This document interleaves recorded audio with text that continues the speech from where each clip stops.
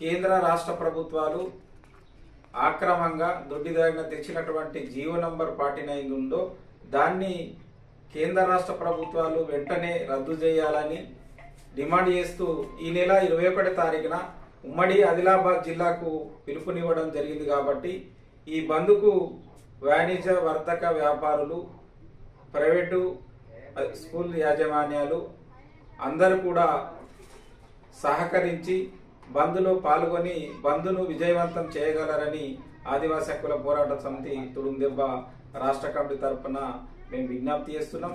ఎందుకంటే ఇవాళ ఉమ్మడి ఆదిలాబాద్ జిల్లాలో కేంద్ర రాష్ట్ర ప్రభుత్వాలు రెండు కలిసి కన్జర్వేషన్ కారిడార్ను అంటే దాదాపు 3 లక్షల ఎకరాల భూమిలో ఇవాళ పులుల సంరక్షణ కేంద్రాలు ఏర్పాటు చేయడానికి దాదాపు 600 కోట్ల రూపాయలతోటి వల్ల కన్జర్వేషన్ కారిడార్ ఏర్పడడానికి జీవో నంబర్ 49 తీసుకురావడం జరిగింది. కాబట్టి ఇవాళ ఆదివాసుల కోసం ప్రత్యేకంగా ఏర్పరిచినటువంటి భారత రాజ్యాంగంలో ఉన్నటువంటి ఏవైతే చట్టాలు ఉన్నాయో ఆ చట్టాలన్నింటిని కూడా వైలేషన్ చేస్తూ ఉల్లంఘిస్తూ ఇవాళ తెలంగాణ రాష్ట్ర ప్రభుత్వము ఆక్రమంగా జీవో నంబర్ 49 తీసుకురొచ్చింది. కాబట్టి